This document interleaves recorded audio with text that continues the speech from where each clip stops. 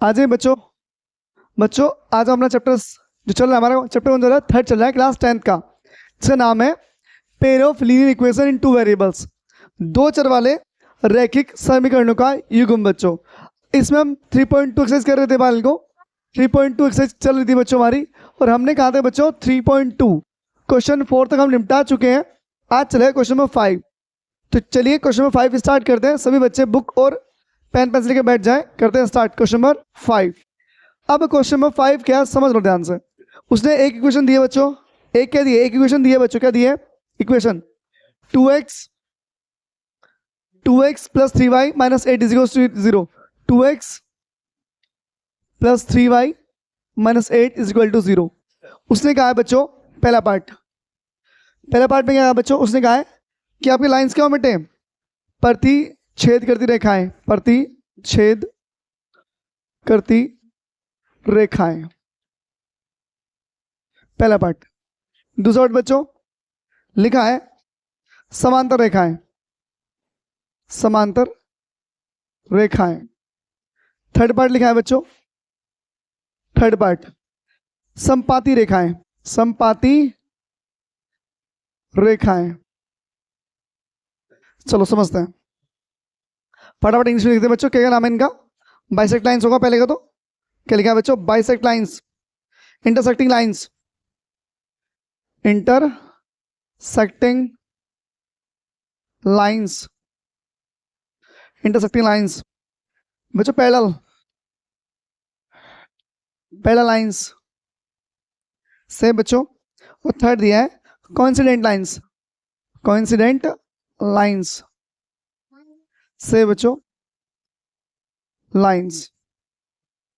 एक मिनट बेटे, क्या अब चलो समझते हैं बच्चों। क्वेश्चन हमारे पास ये है बेटे, अब हमें करना क्या है? उसने एक इक्वेशन तो दे दी, पहले इसे हम a1 a2 a1 b1 c1 निकाल लेते हैं बच्चों। लिखेंगे कंपैरिजन विद यानी कि a1x plus b1y plus c1 बराबर 0 से तुलना करने पर।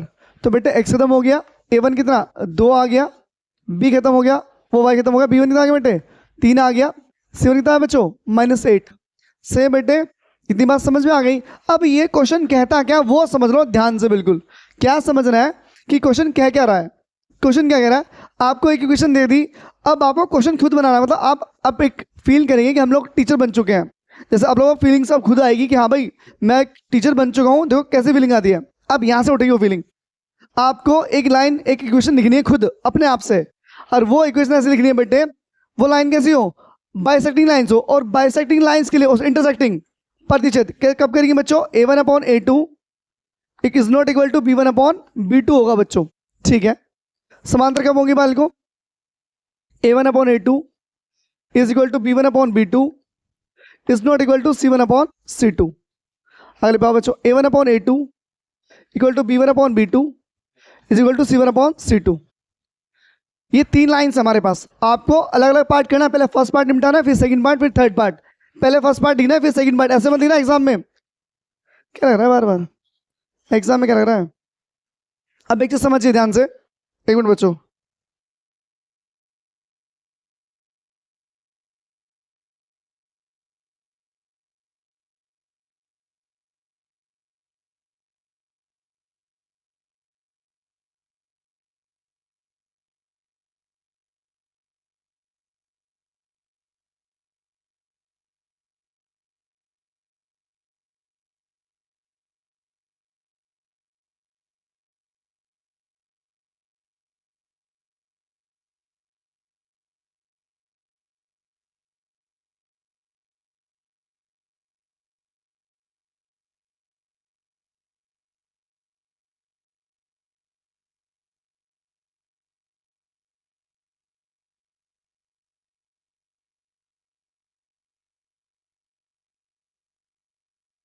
ये बच्चों अब हमें करना क्या है बेटे?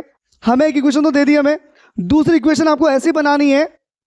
a1 b1 आ चुके हैं आपको a2 b2 ऐसे बनाने हैं जो इक्वल ना हो पाए। इक्वल मतलब अगर a1 2 है, b1 कितना आ गया 3 आ गया, तो नीचे कुछ ऐसी वैल्यू रखो बेटे जो दोनों आपस में इक्वल ना बन पाए। अब इक्वल ना बन पाए तो उससे समझो ध्यान से। अगर बेटे इक्वेशन यही रहने दो, ये रहने दो बेटे, क्या करो इसमें, अब ये 2 3 हटा दो। क्या हटाओ? 2 3 हटा दो बच्चों यहाँ से। क्या बन जाएगी इक्वेशन? ये समझा रहा हूँ बच्चों, हमें इक्वेशन बनानी बेटे। अब इक्वेशन कैसे, देखो समझो ध्यान से। हमें दिखाना a1/a2 is not equal to b1/b2। तो यहाँ से 2 और 3 हटा दो। x प्लस वाई माइनस 8 बराबर क्या है बच्चों? 0 आ गया। इक्वेशन समझना बेटे। अब लिखेंगे हम a2x plus b2y plus c2 बराबर 0 से तुलना, कंपैरिजन विद। अगर बच्चों तुम्हें दिखाई दे रहा हो तो x से खत्म हो गया बेटे, a2 कितना आ गया? 1, y से खत्म, b2 कितना आ गया? 1, c2 कितना आ गया?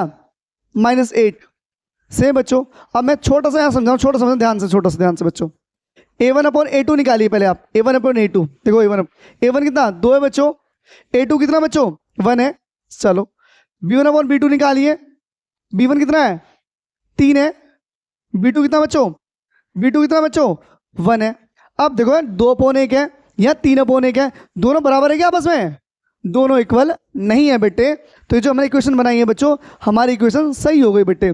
तो क्या होगा बेटे, ये लिखेंगे बच्चों, ये जो इक्वेशन है बेटे, हमें बस इक्वेशन, हमें उसे इक्वेशन बना के दिखानी है, बात खत्म बच्चों।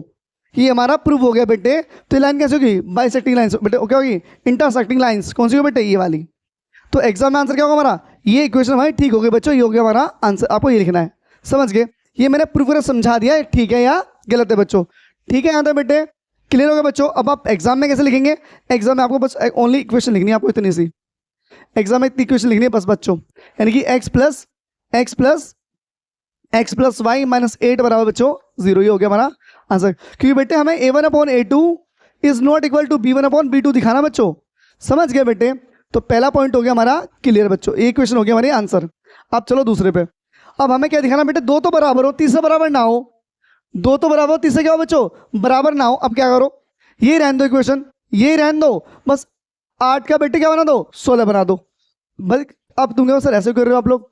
देखो अब यहाँ पर क्या करो बेटे, अगर मैं यहाँ पे 2 से, अगर 2 रखेंगे 3 रखेंगे तो सेम आ जाएंगे, कोई दिक्कत नहीं। हमें बेटा थर्ड वाला चेंज करना है इस बार। थर्ड वाला, यहाँ पर क्या था? पहला दूसरा चेंज करना था, यहाँ पर क्या? थर्ड वाला चेंज करो, थर्ड वाला।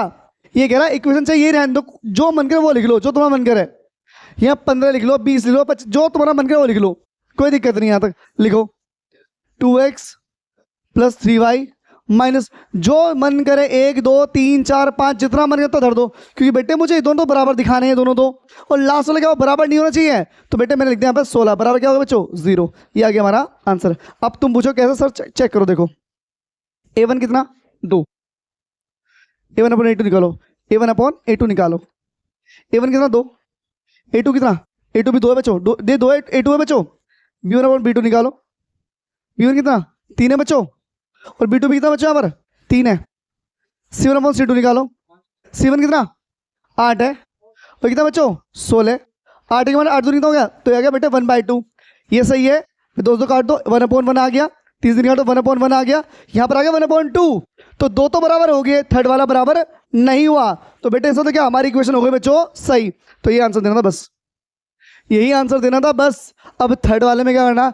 थर्ड वाले में तीनों बराबर हो। अब क्या करो, हमें इक्वेशन चेंज करनी, इसमें 2 से मल्टीप्लाई, 3 से मल्टीप्लाई, 4 से मल्टीप्लाई, जिससे मन करे उससे मल्टीप्लाई कर दो, जिससे मन करे।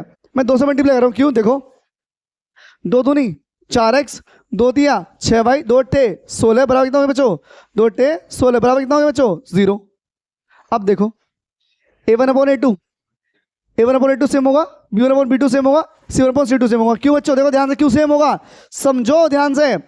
भाई 2 के बटे में 4 लिख दोगे, 2 दूनी 4, 1/2 हो गया 1/2। 3 से कितना हो गया? 6 1/2। 8 से कितना हो गया? 16 1/2। तीनों टर्म समझ में आ गए। देखो बच्चों यहाँ पहला दूसरा बराबर नहीं होना चाहिए था, फर्स्ट एंड सेकंड इक्वल ना करो, तो दोनों चेंज करो, दोनों लास्ट सेम रहने दो। यहाँ पर शुरू के 2 सेम हो, लास्ट चेंज कर दो, वहां पे तीनों ही सेम कर दो, इसमें तीनों सेम कर दिए बच्चों, मल्टीप्लाई कर दिया यहाँ पे, समझ गए बेटे?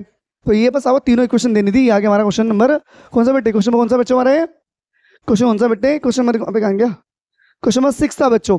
तो मैं चाहता हूँ बस आज 6 ही रहने दे बेटे, कल हम लोग क्वेश्चन नंबर अलग से बच्चों, क्वेश्चन में क्या बच्चों यहाँ पर, सॉरी 5 यहाँ पर क्वेश्चन नंबर 6 बच्चों, तो हम चाहते हैं क्वेश्चन नंबर 6 ही रहने दो, क्योंकि मुझे समझाना आप लोगों को, ना कि रटाना बेटे। चाहो तो मैं 1 घंटे की वीडियो बना दूं, फायदा कुछ होने का नहीं।